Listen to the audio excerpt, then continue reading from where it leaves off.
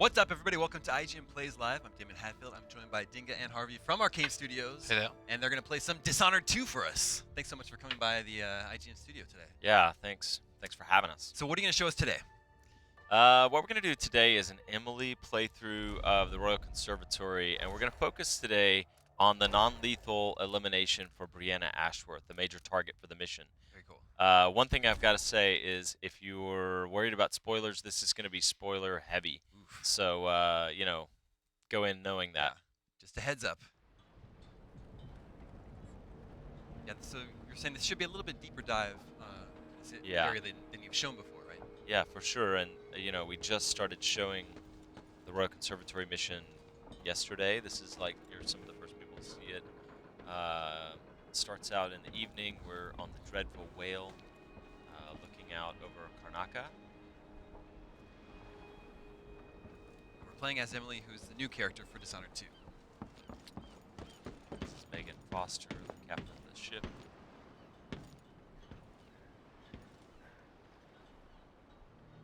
We'll take the skiff. I don't want to bring the Dreadful Whale any closer than we have to. There is a small dock in Syria Gardens, close to the conservatory. That's as far as I can take you. Ready to go? Yes, let's go. Yeah, so throughout the playthrough, you'll hear Emily talking. You know, this is the first time since our DLC for Dishonored 1 that we gave the characters fully voice. We used it a lot more even than we did during the DLC. So Emily and Corvo comment on lots of things as you're playing. And who's our target in this mission?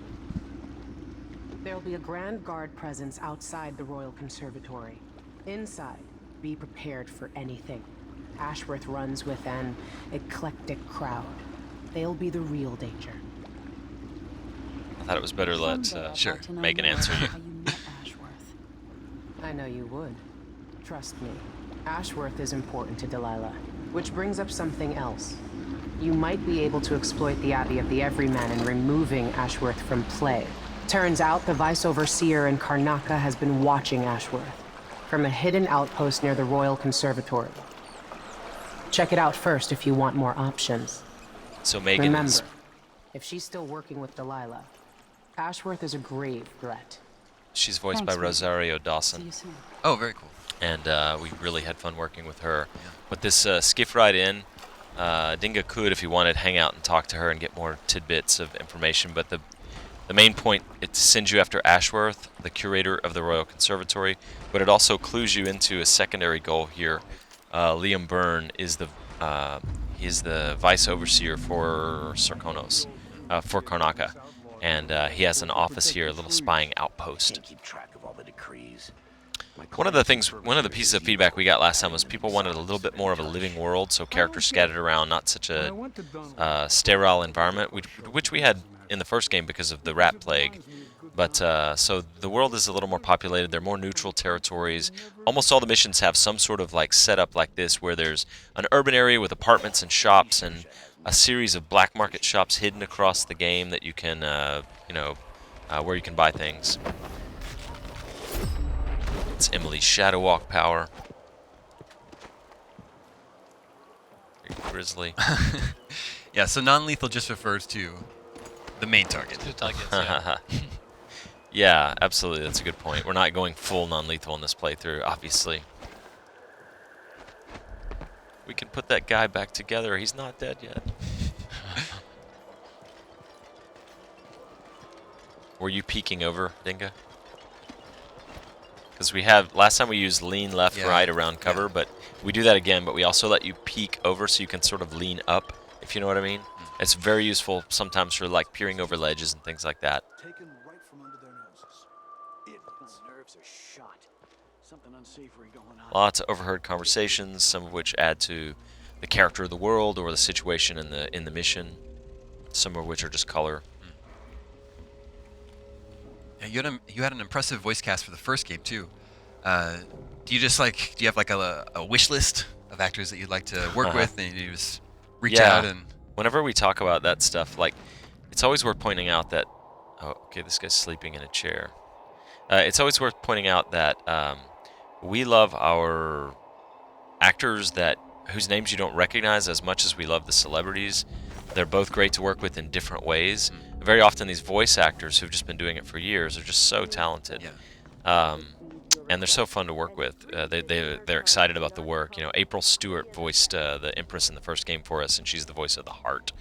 And she's, you know, known for South Park, but otherwise she's not a big recognizable name like Susan Sarandon or Sam Right. Rockwell. Some of the people we've worked with. Jamie Hector from The Wire. Pedro Pascal from Game of Thrones. So we've got a good cast. We're really happy. Dinga is using Domino here, so when you link people, whatever you do to one of them affects all of them.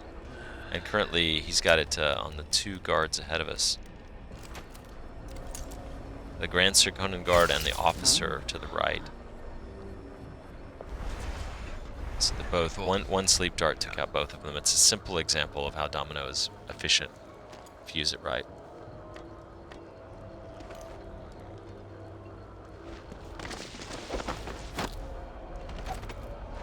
And for almost all of our new combat moves and the combat moves from the first games, we now have non-lethal variants of those. So unless my eyes deceive me, you just like used a slide assassination but knocked the guy out, right?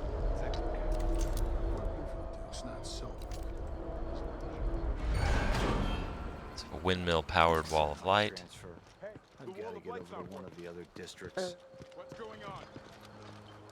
The guards notice that it failed. You know, if it goes off for any reasons, they kind of comment on it. Basically, what Megan was telling us about was this little apartment that the overseers, the religious zealots, have taken over, and they're using it to spy on Ashworth. They have reason to believe that Ashworth is a heretic. And so this is a little outpost. Oh. Okay, so the sleeping overseer is awakened rudely and knocked out.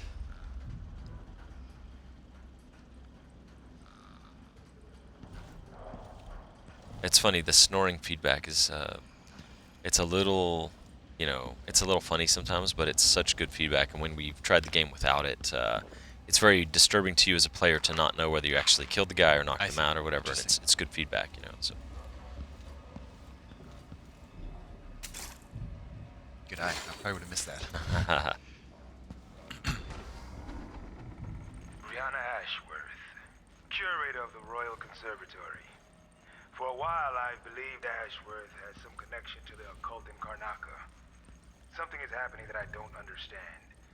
The overseers are the forward face of the Abbey, but equally important are our sisters from the Oracular Order. To be direct, I suspect something is wrong within their sect. Subtle changes to the types of proclamations they've been making. Small but troubling deviations from tradition. But publicly saying anything along those lines will get me accused of heresy by my rivals within the Abbey. Is it possible that Ashworth has infiltrated the Oracular Order? So Vice Overseer Byrne thinks Ashworth is interfering with the Oracular Order. If true, it's another reason she has to be eliminated.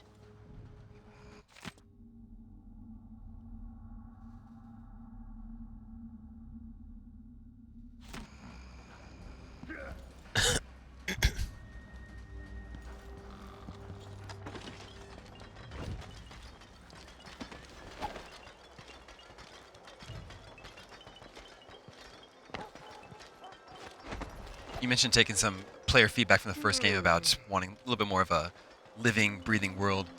How much of that player feedback in general did you say you actually take on and work into the game? Well, you know, it's tricky sequeling a game. Sure. Knowing what to bring back and what to throw out and what new elements to add. And so the team spent a lot of time thinking about that. And what I always try to tell people is that we looked at the things everybody really loved, and we kind of doubled down on those. Oh, by the way, this is an upgraded version of Doppelganger, one of Emily's powers. He just transposed, he swapped places with the Doppelganger, and also the Doppelganger he's got is upgraded so that it can fight, and it's upgraded so that it can blink. But anyway, we kind of doubled down on the things that people really like and brought them back and tried to deepen them. Stealth, combat, supernatural powers, the smooth feeling of the motion. And then we tried to add a few big-ticket items, like you've seen the Clockwork Mansion and 2 player characters, you know, Right. Emily Caldwin or Corvo, each with their own supernatural powers, 2 cities, But then on top of that, there was maybe the third component of like, you know, sequeling a game. It's like, in our case, we decided to look at the 4 or 5 things that people weren't as excited about in the first game and try to fix those.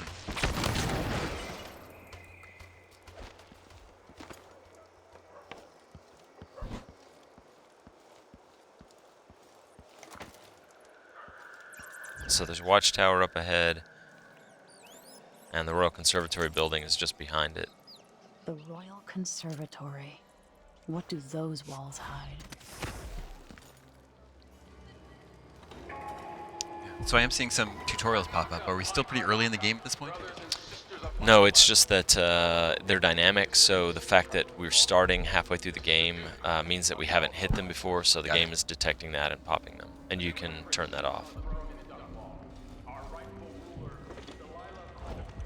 But it's actually fairly unobtrusive, and the art for them is interesting, and it's good to have a reminder. Plus, given how many little subtle changes there are to combat, like non-lethal versions, there's the focused attack this time, there's combat choke, but it's actually nice to, yeah, there we go.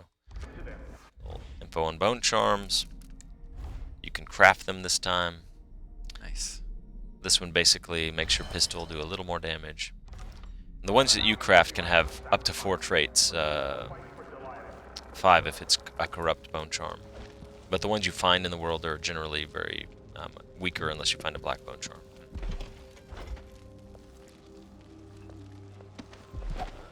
It's a street speaker overhead, and Vincent D'Onofrio plays the Duke of Serkonos. Oh, cool. Kingpin from Daredevil. Right. It's one of you ask about a wish list. Yeah. It's like that's what we do every project. We think about who would be good for this character, you know, and that's how we found John Guggenhuber, the guy who plays Kieran Jindosh. And occasionally we get super lucky with someone like cast. Well, we get lucky quite often, but like D'Onofrio was a good catch. Rosario Dawson was a good catch.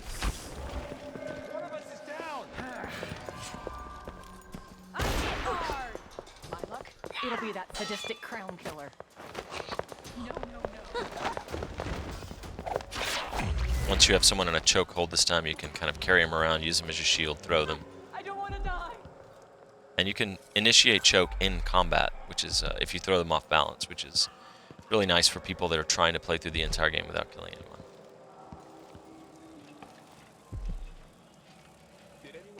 Alright, so we've picked up some information on what Brianna Ashworth might be up to with the Oracular Order, trying to corrupt their prophecies and visions down at the little Overseer Outpost. But right now, this is a bloodfly-infested apartment.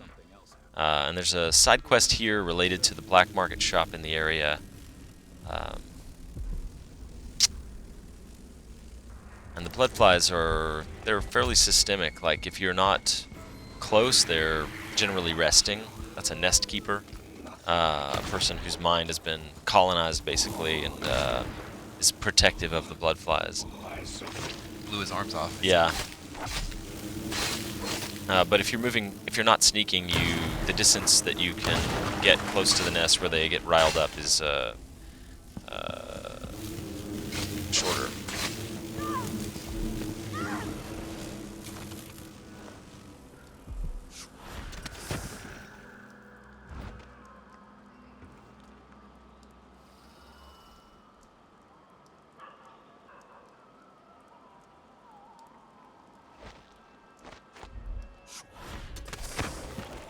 So Far Reach has been upgraded so that as Dinga starts to use it, time is slowed a bit.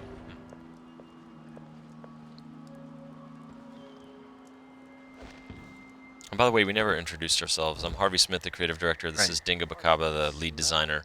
Dinga, if at any point you want to interject and say something, just hand me the controller or whatever. It's everybody watching, it's very hard to talk about the game and actually play the game at the same time. Disgusting. You'd think someone inside the conservatory would complain. This guy's doing a little shadow boxing. He's ready. Yeah, like the slowed down voices when you go into the menus. Yeah. Yeah, so this is Mesmerize, which has been upgraded so it can take up to 4 people. There you are. Feels and they don't notice the player, so you can use it non-lethal. You can sneak past them, or you can blow up a whale oil tank much more behind fun. them. Yeah.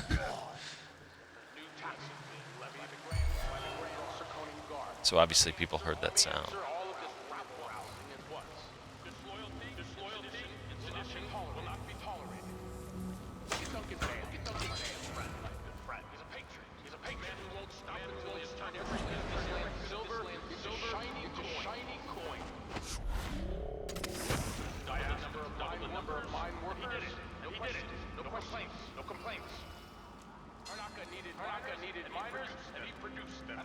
All right, so we're at the gates of the Royal Conservatory. This is a grave hound.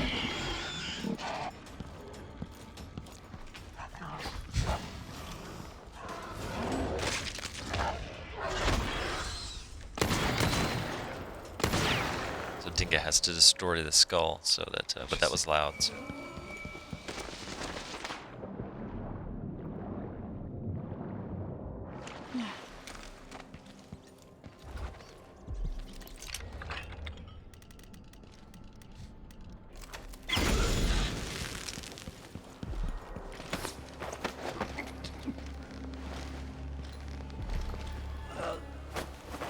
So we're running on the Xbox today, the Xbox One. It's not the most recent build, so today we're running in 720. Normally the game runs in 1080p. Sure. Wicked ladies and hunters of slithering things in the hours before dawn, former milkmaids and magistrates, come before me and bow, for I am Delilah, your queen. All hail Delilah, the moon in the sky, flying over the lake like a blanket. So this is a scene where some of the Coven members are pretending to be Delilah. You when her mood is off, you're going to lose an eye making fun like that. She's only having fun, Francesca. And Brianna's This is Domino again? Yeah. This fight can be quite hard, so I think it's put together a combination. How many people can you link up with Domino? When you first get the power 2, but it can be upgraded for 3 or 4. Stop.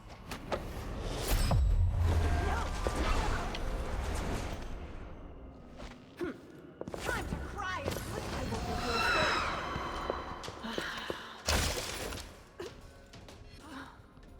And for the playthrough today, the pistol and crossbow have been heavily upgraded. You can see visually there the crossbow has some additions to it. The conservatory. I wanted to visit this place with Wyman. Yeah, is the ability to shoot off limbs a new feature? Or is that in the first game? I don't remember. It's in the first game as well, but we handle it a little bit differently this time, like how often it happens, or whether it happens when the weapons are upgraded or they're up against walls, things like that. We do a lot of things behind the scenes. So the idea behind this place is it's just packed to the gills with curios and things from kind of a mid-1800s science oriented facility. And obviously Delilah's Coven have made some additions.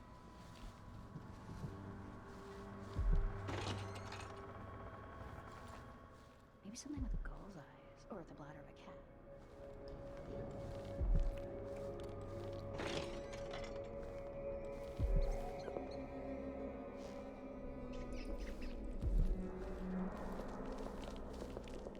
New rats, lots more bones. They're fun to possess if you're playing Corvo. I see. So if you're observant, you can take care of the gravehounds before they... Yeah. If you stumble into them, it's a fight with an undead dog. If you see them in Yeah. advance, you can use a crossbow to break the skulls, and then they don't rise up. Have a look around. But I guess somebody saw Dinga do that, or saw the skull explode. Something's off.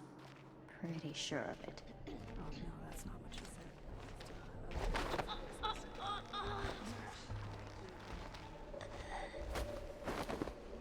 What's going on?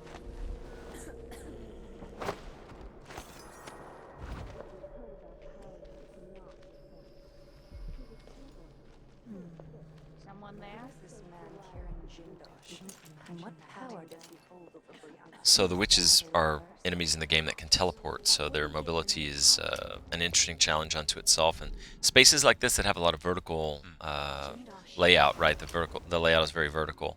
It makes them interesting because they can, move around. Wow. So what Dinga just did was Yeah, what is? he summoned his doppelganger and attached a stun mine to her. And as she ran up, it's a stun mine that's been upgraded, so it has multiple charges. And as she ran up to fight the witch, the stun mine went off and knocked her out. And the doppelganger will act on her own Yeah. until you. Yeah, the initial level of the doppelganger is a distraction tool, so non-lethal players can benefit from it, but you can upgrade it to fight, to blink, it assassinates.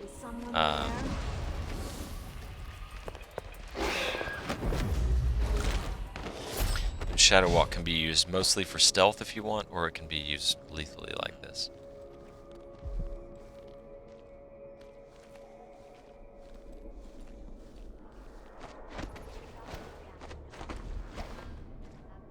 Okay, this is a device called the Oraculum that you found some information about in Vice Overseer Burns' office. And what we have here, if we cannot get busted... Whoa. Jindosh was tiresome. How does this even work? It was a collaboration between Kieran Jindosh and Brianna Ashworth. It's part science, part magic. And we have effigies of the Sisters of the Oracular Order here. And the idea behind it is Ashworth is using this device to listen in on the prophecies and influence them. Paint my nails red with your blood.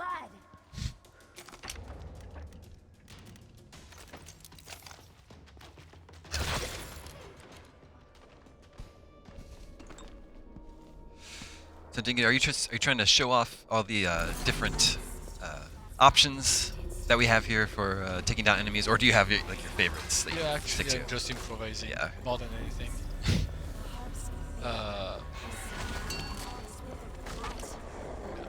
The witches are pretty intense, Yeah. so that's why I'm not talking too much. You're doing very well. This one summoned a Bloodbriar, so Wow. it's yeah.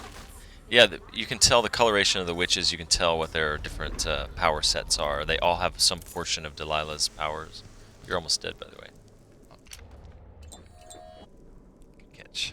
And so when he activated the Oraculum, you can activate it again, but you hear the distant words of members of the Oracular Order. If I can sabotage Ashworth's communion device, she'll be powerless. So it amplifies the connection to the void.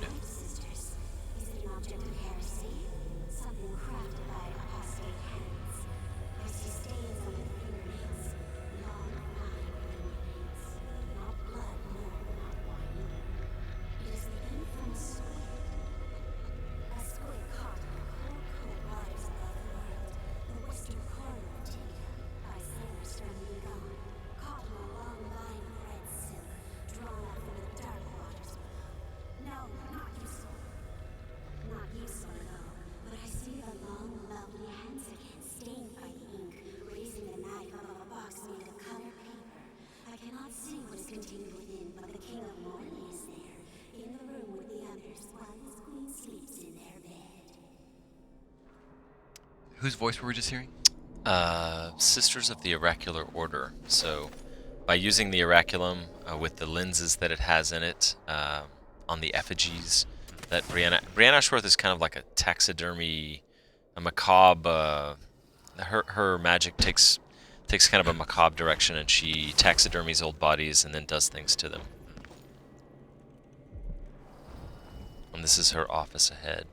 Brianna, what happened to Jindosh? I'm told he's a gibbering idiot now. I don't know, Delilah. Forgive me. No, my dear, it's a loss, but I doubt he had anything more to give us. Sokolov was taken away as well. Who would want that ancient fool? Never mind. It's very hard to get close enough to this conversation from this side to actually watch it and eavesdrop on it, but it's rewarding when you do. There are other angles that you can approach it easier from. But With one another. So that's Brianna Ashworth, the curator, and the original member of Delilah's coven. No, he continued to tinker with the lenses. I want an office like this someday. Yeah. It's like on 2 levels. Huge portrait of me on the back wall. Yep. Lots of taxidermied animals. Statue of my dark mistress in front of my desk. The tricky thing, touching the void through such a device. Blood and biscuits. I look forward to using it myself once you're This conversation has some Victorian research behind it, like tight as a boiled owl means drunk. Interesting. And, you know, so we use phrases like that periodically that we just fall in love with when we see them.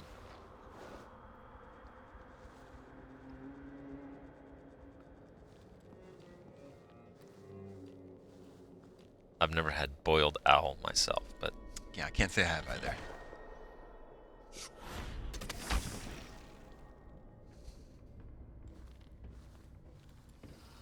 We have like lots of visual storytelling across the game. Like we work with Damien Laurent as our lead architect and Sashka Duval as our narrative designer, and then Christophe Carrier is our level design director, and Joachim Davio is our lead level designer. I know that's a lot of names, but like those guys work very closely with me, the other level designers, people like Dinga, and the props guys to put together. Every room looks like a scene that you can sort of parse. No one spells it out. But, you know, that ledge way up there that we were looking at with the newspaper and the teacups and all, I mean, since the witches teleport Delilah's coven, you know, they have her ability to relocate in space, then we assume that they can hang out and talk all over the place. They wish. Yeah. I meant nothing to my fine family, beyond an advantageous marriage and years of childbearing. They promised me to a man 3 times my age who wheezed on about our wedding night. But a curious thing happened on the way to the altar, Delilah. From the first time I slipped out of the manor in the dead of night, there was no returning to my cage.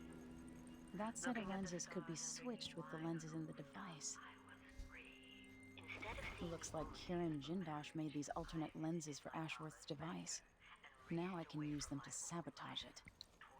The audiograph in the background, I mean, Emily's obviously commenting on the non-lethal, but the audiograph is from Brianna Ashworth's perspective, explaining a bit of her early history, things that are kind of alluded to across the game. Look at the painting on the left there. This is one of the legend paintings that the artist wanted to do. Like, there's a whole series of like Sir Conan legend paintings of supernatural things or larger-than-life animals or creatures they believe existed. And so it's one of that series. And then on the back wall, that's Brianna at her desk, but on the back wall is a painting of Brianna Ashworth done in the style of Delilah. And Far Reach has been upgraded so we can steal objects. Very handy for people that are trying to ghost the game.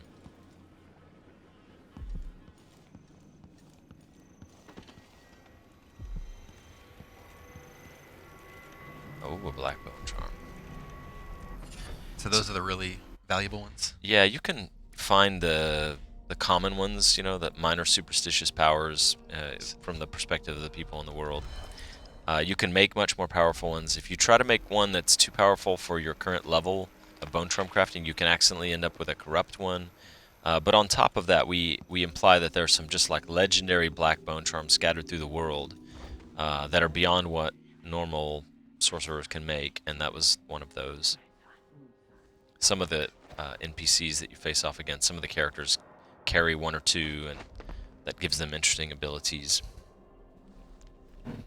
More Bloodbriars out there.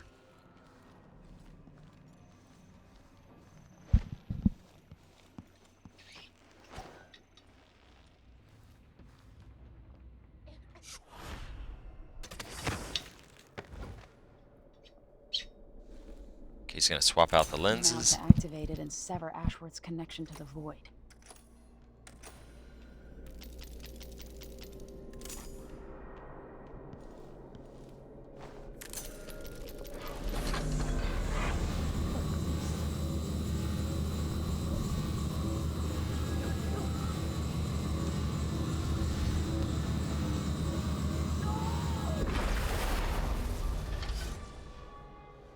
do now? I'm ruined. And feeling the things I could do. The touch of the void. Delilah. It was everything I had.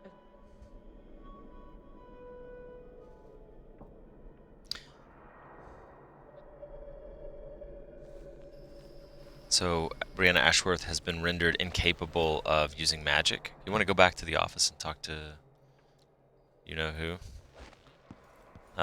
And so she's been eliminated as a threat. She's no longer in play, basically, so you don't have to kill her. So that's the non-lethal. Yeah, for Ashworth.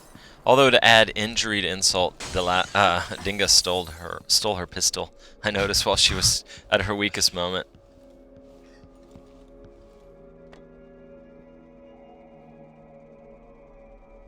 As if you could ever hide your face from me, Emily.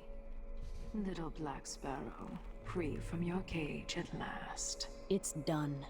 Brianna Ashworth is no longer a witch. You villain! You don't even know what you've done. A great bloom wilts and fades from the world. Delilah, I will take apart everything you've built until I have what's mine. Oh, Brianna. I don't believe we will speak again. The thought of seeing you reduced to such a pale, sad thing. It's too much to bear. I hate you for this, child. I'm not only going to restore things to the way they were, I'm going to make them better. So who's Delilah? Yeah, so Delilah is one of the main antagonists in the game, and she is a powerful witch. She's marked by the Outsider, and one of her powers is called Arcane Bond, which means those who are loyal to her share in some percentage of her power. Some of them manifest one of her powers, some manifest several. There's her portrait of Ashworth. She's also a painter. And she was a key figure in the DLC for Dishonored 1 called the Brigmore Witches. And so she's, along with the Duke of Serkonos, she's like a major player in Dishonored 2. And, you know, it's a typical problem, I mentioned this recently, but in an assassination game where you have a target, you know, you meet the target, you kill the target, or you, in our case, you eliminate them non-lethally, either one. And it's hard to make the player understand who the character is unless you do a lot of things in advance. So one of the powers Delilah has enables her to like speak through her art. And so periodically she can manipulate a painting or a sculpture in a way that allows you to communicate with her in advance, like we just saw. And that conversation has variations based on what you've done with Ashworth and whether you've done anything with her yet or not. It's, you know, like most of the things in our game, it's highly variable. Oh, we didn't take out the watchtower this time. The watchtower is just always the thing I forget that toasts me when I play this this map. Oh, no rewire tools. Okay, so instead of converting it, he's just gonna power it down.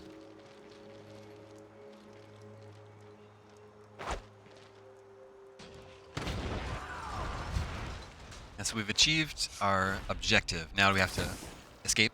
Yeah, you have to get back to Megan Foster in the skiff.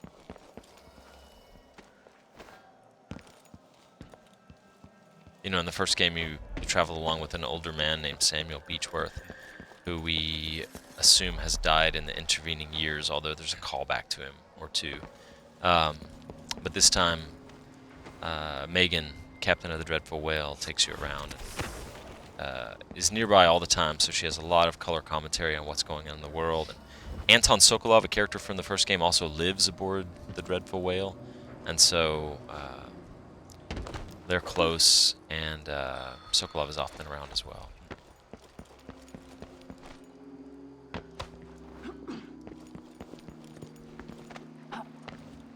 The job ain't so bad. It's cheating people all day in a bank. Dock workers.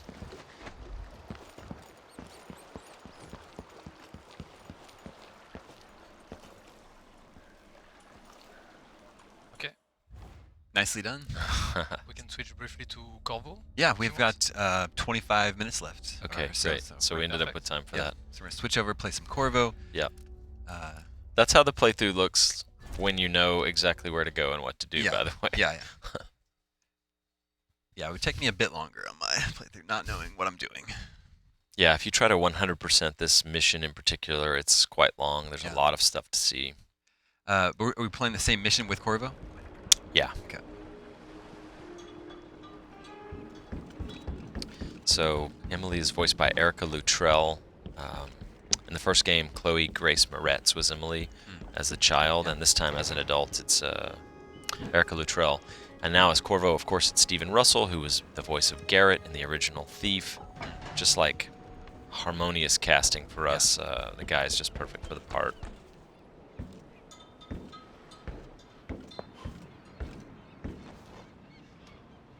Can't help but notice Megan is missing an appendage. I don't want to bring the dreadful Yeah, there's a backstory where there's a friend of hers that there's a mission related to in the game where some things happened one night when she was trying to help him out and visit him with the Duke of Serkonos' guards, and she was injured. And we don't really call it out that much. It's just part of her history. Yeah. So are we going to take a little bit different approach this time? Maybe are we going to make a little bit more noise? Yeah, I guess we should go loud this time. I mean, we killed a lot of people last time too, but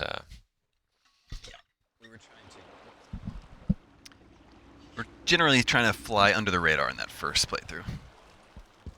Dinga, you want to talk and me play, or you want to keep playing? I can give it to you midway. If you want, when it's all chaotic. Yeah, yeah. When he runs into trouble, then you can take it. When you've made a mess. Alright, so Corvo's pistol's been upgraded here. You can see some attachments to it. Shot in the foot. Oh my god. Guard uniforms tell you about their prowess. Was Wind Blast.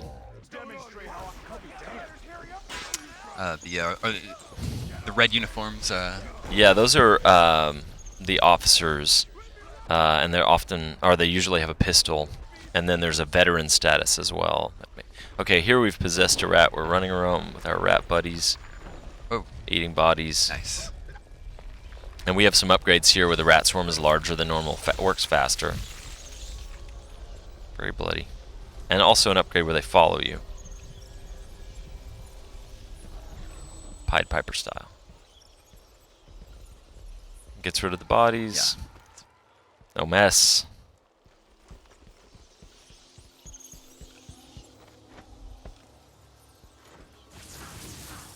Still don't have that rewired.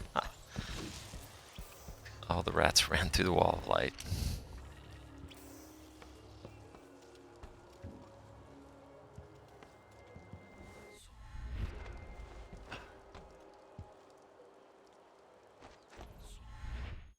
Yeah, this is Corvo's redirective blink, by the way, where, you know, if you're in motion, you can stop time and change angles, and it's pretty useful. In addition to the like crazy angles you can blink at, it also just gives you a moment to like consider what's going on. Okay, here we've used bend time.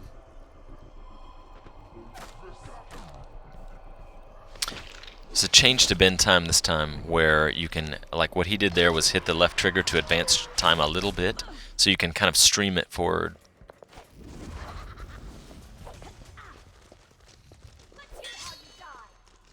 It's like the witches have some sort of growth coming out of them. Yeah, like vegetation, flowers, and things like that tends to spring up around them. But also in combat, she used painted flesh.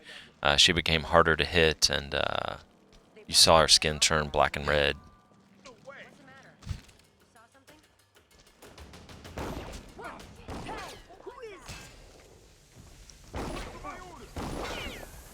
I'm having trouble not dodging in my seat. I ducked under the witch projectiles earlier. Okay, so blank kick. Helps.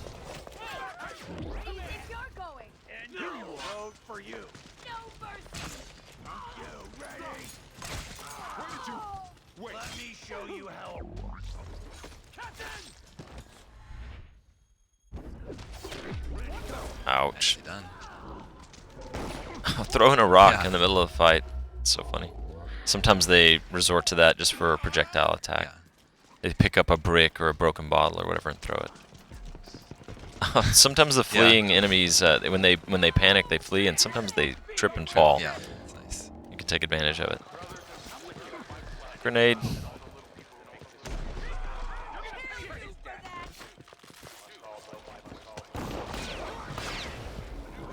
Oh no! It was me. Your turn. So where's it gonna drop us in?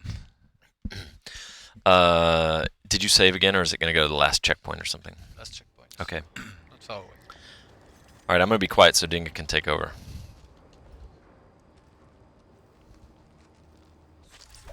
Who's the better player? I guess we're gonna find out. Dinga is definitely the better player.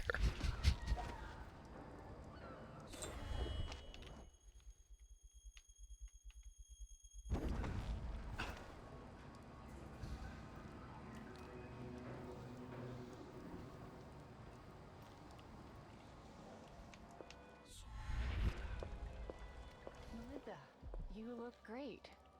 Enrico said to give you his regards. That donkey-faced cretin can open his wrists for all I care. Did you bring me something? The silver cigarette case like we... All right, so this is one friend trying to get the other to steal for her. Anything else? I'm lucky to have room and board at one of the finest places in Karnaca. I can't lose this job. Ashworth is somewhere inside the Royal Conservatory.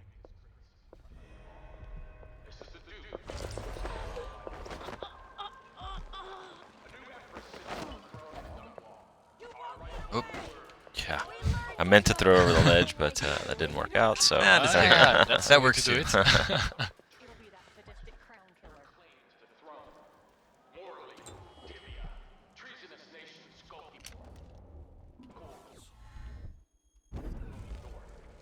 Bloodfly infested apartment. It's funny because this apartment is in a different state depending on your chaos level.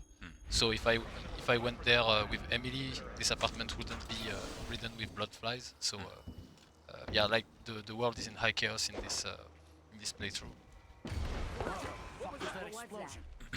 So you might notice a few differences. Let's see. Like more rats. Yeah. Oh, shit. Better have a look.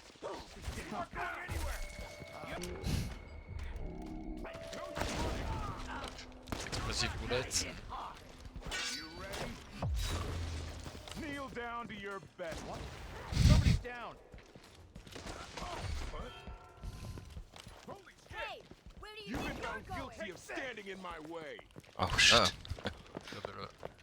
Press B. The debug menu. Yeah. Ah, God. Killed by the debug menu again.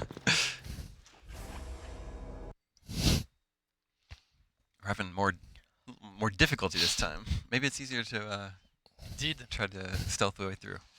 Basically, we did make, like in general, we did make the game a little more difficult than Dishonored 1, be it in stealth or combat. In the normal difficulty, like not dramatically more difficult, but when you see us playing like this, it might not be that obvious, but It didn't happen. I don't think that other girl was an enemy. no, but she wasn't. That's true. One of the little touches I like this time is we have bandages and bruises on the guards. And so periodically you see some guy with a little bandage on his nose as you assassinate him, or a bruise on his eyes, black eyes. Ouch. Oh, that backfired. Your own Pretty spring bad. razor.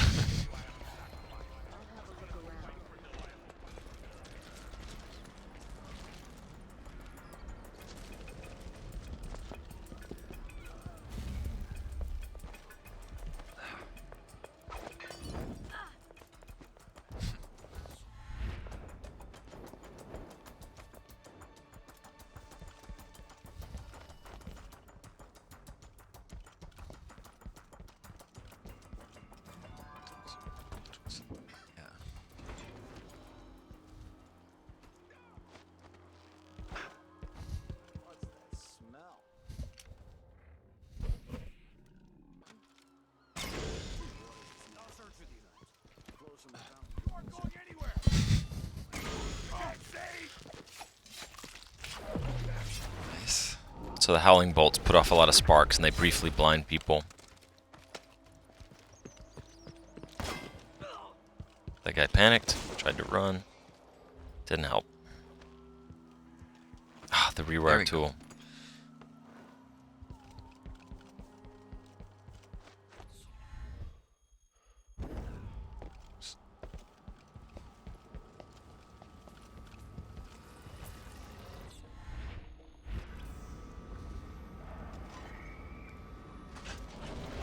Okay, so now the watchtower is working for us.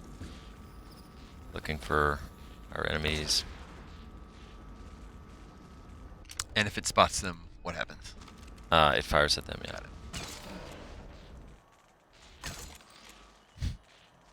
it. Trying to shoot at the rats. Yeah, notice the rat swarm.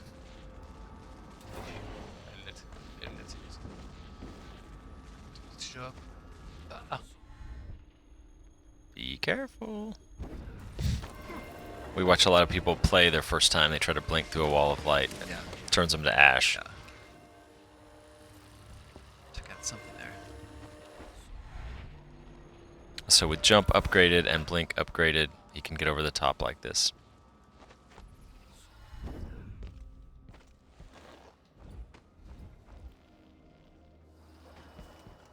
So for the purposes of this live stream, did you upgrade all of our skills, or is this what we can expect to have at this point in the game? Yeah, we chose particular upgrades to weapons and powers for Emily and Corvo.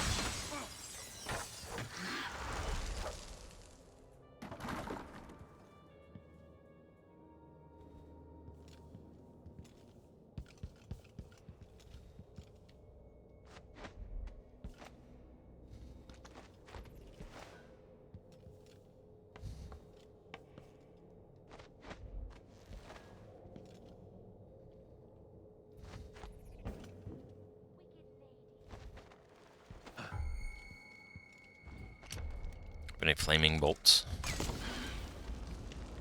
The fireworks really good on the Bloodbriars. And what's the idea behind the Bloodbriars? That they've been summoned by the witches? Yeah, it's one of the supernatural powers Delilah has. How a sword through the heart wasn't enough to kill our new empress, Delilah. A little flash powder. Both Emily and Corvo have all their own little flavor dialogue that they comment on. Yeah, they have different lines in dialogue. They have different one-liners. People react differently to them. Sometimes the lines are the same, and sometimes they're different based on who the character is, you know.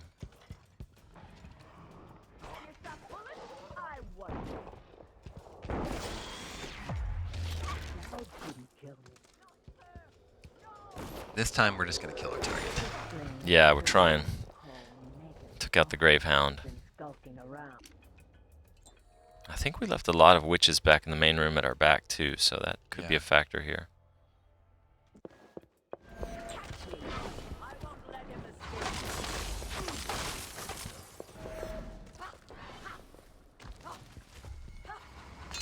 Yeah, this seems like it would be a lot more difficult than the non-lethal takedown. Well, it depends, you know, because the non-lethal requires a little more research. They're just differently difficult, I would say.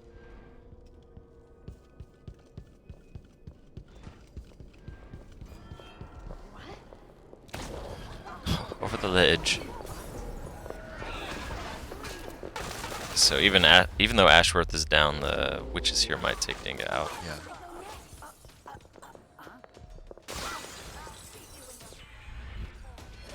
Then do we still have the opportunity to have that conversation with Delilah?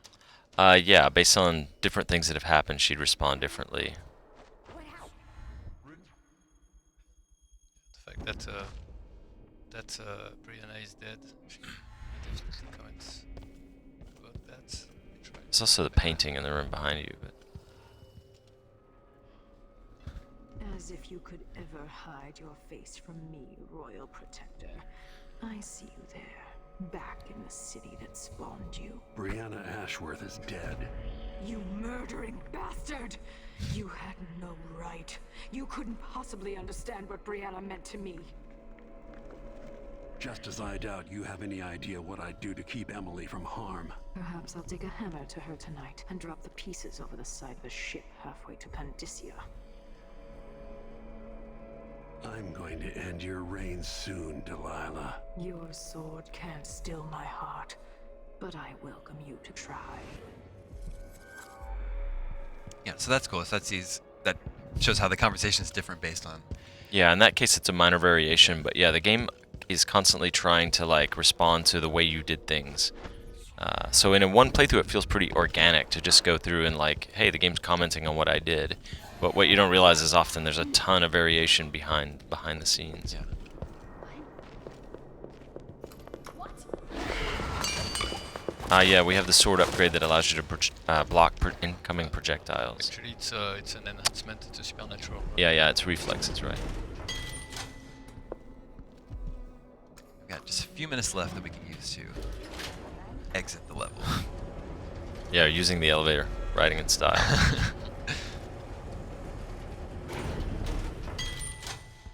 Oh, to the basement. Still have some witches to deal with. And some blood flies. The witches, they're sort of attuned to nature in an unholy way, and the blood flies don't bother them, so they don't mind the nest being around.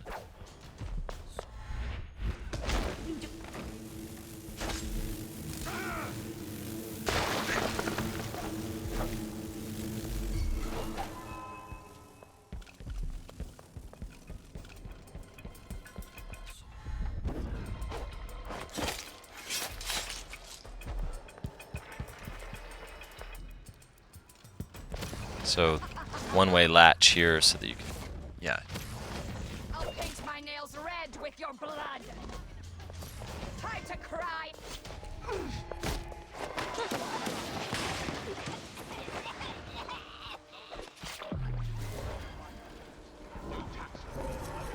So the watchtower's still on our side.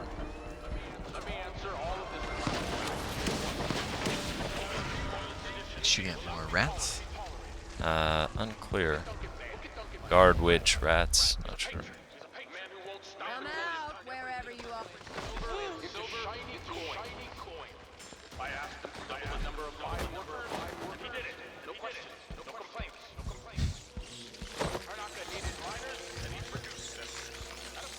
The whole rat devouring thing is so gruesome. Yeah, they really look like they're struggling to hang on as the body twitches. That's what's fun. It's pretty gnarly. Oh! That would have been great. Almost went would have bad. been a good ending. Yeah.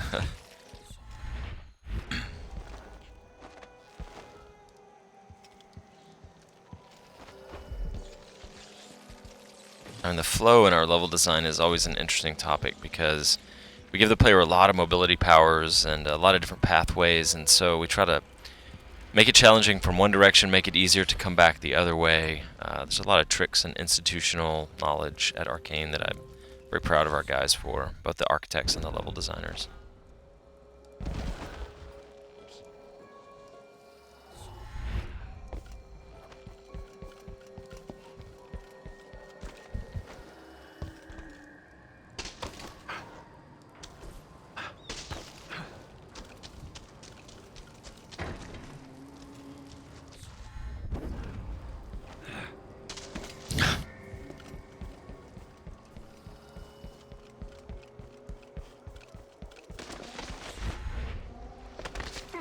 Oops. On the slide and the blink, almost. Alright, we're back at the skiff where Megan Foster's at, ready to take us back to the Dreadful Whale. Nicely done. Yep. I'll meet you back here when it's done. Oh wait, we forgot to do something. Yeah, we didn't listen to the audio graph, but I think that's fine. Yeah, that's fine. So there's one little an autograph that we had to listen to in order to Yeah, complete the mission. we weren't checking our mission objectives along the way, but part of the point of this mission is not just taking out Ashworth, it's picking up some information about how you can make Delilah vulnerable, because when you first encounter her, she is protected in some interesting way. I see. Cool. Guys, thank you so much for coming by and showing us a little bit of Dishonored 2 today. Yeah. Got to see 2 playthroughs of the level, both with Emily and Corvo. Yeah, we're excited to be here. Thanks for having us. The game comes out on 11/11/16, Yep. so it's right around the corner. Just a couple weeks. Yeah. Super excited for it. Big fan of the first game. Can't wait to play the second one. Okay. Are we good to switch over to Up at Noon? I don't think we have any questions. But like, what if I can I run around in the game for a couple of minutes here? All right, let's see. Please do. You want me to reload the game so there is a few enemies? Yeah, that'd be great. Yeah, take a little. I'll see what I can do. Corvo or Emily? Do Emily. Since she's new. If you go talk to Megan very quick, Cool, and yeah. then you'll go back in the Let's see what I can do here.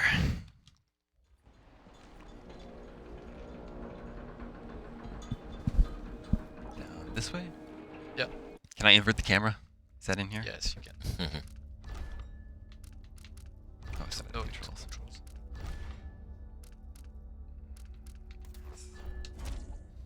You're one of those people. I'm one of those. Does that feel better? Does that feel more normal to you? Yeah, it does. Okay. Makes all the difference. You have a cabin on board the Dreadful Whale, by the way, that changes based on what you do in the game. We'll take the skiff. I don't want to bring the Dreadful Whale any closer than we have to. There is a small dock in Syria Gardens, close to the conservatory. That's as far as I can take you. All right. Ready to go? Yes. Yes. Let's go. Let's go.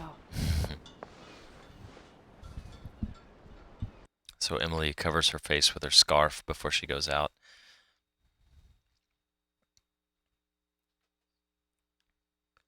Yeah, I guess just like Corvo puts on his mask. Yeah. Her face is on the coins for Dunwall, so she's very recognizable. Gotcha. You can hold down the X if you want to like skip any cinematic like that. So you've already seen it once. It's been a few years since I played the first game here. Yeah. Yeah, some people are going back and playing the first game again, the definitive edition or the DLC. All that stuff comes with if you pre-order or get the collector's edition. I think you get for free the definitive edition. And some people are replaying just to get ready for the new game. But you don't need to do that. You can play the new game and it stands on its own. I don't get it. When I went to UNV double VXYZ. What's the point of buying an order from a country you never visited? Lady Saoirse had an order, so she gets the wood she wants. Oh man, I just got started. Now the world will not get to see just how mediocre I am at this game. Anyway, thanks you so much for tuning in. That's just a quick look at Dishonored 2. Thanks again to Dinga and Harvey for coming by. We're going to hand you over to Brian and Max now over at the Up at Noon set.